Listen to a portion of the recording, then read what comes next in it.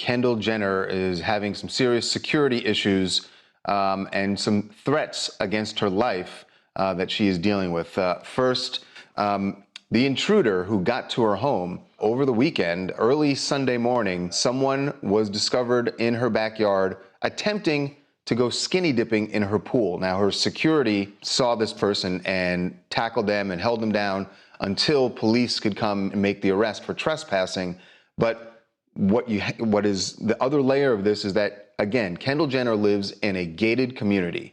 So she and her security must be wondering how this person got to this point to get on her property, get undressed, and attempt to get into her pool. So we should explain that about a year ago, Kendall Jenner had another intruder who climbed a mountainside, got into her backyard, left when security saw him, came back a second time and ended up on her porch before they subdued him. And by the way, she's not the only Jenner Kardashian who has had these problems. Scott Disick had a break-in in the gated community. Kris Jenner's had problems with this. I mean, this has been a huge, and not just with the Kardashians, and these are expensive gated communities that say they're providing security, and they have their own security on top of it, individual security. It keeps on happening, especially in LA, and it is really scary. And this is not the only incident that happened to Kendall in the last week. The other one, in many ways, is scarier.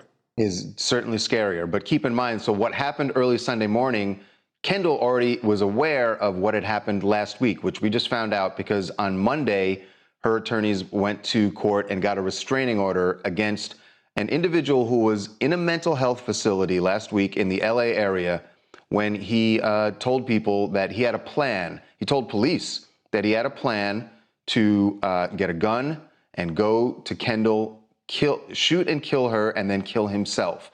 That was his plan, and he told police about this. Now, this individual is still in a mental health facility right now, but you understand from Kendall's side of it, she doesn't know when he could get out and what that means. So, and they warned her. They warned her, we don't know how long we can keep him.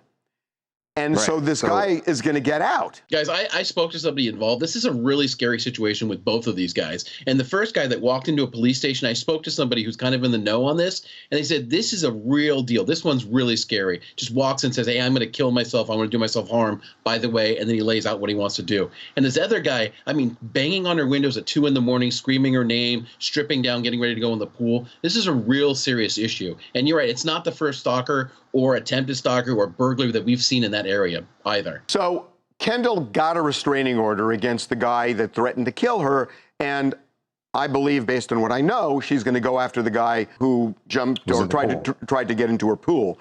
But here's the problem, that restraining orders mean that if you come within 100 yards, say, they can automatically arrest you. The problem with that is law-abiding citizens will deal with that and stay away. When somebody has a screw loose, then they're the least likely to obey it.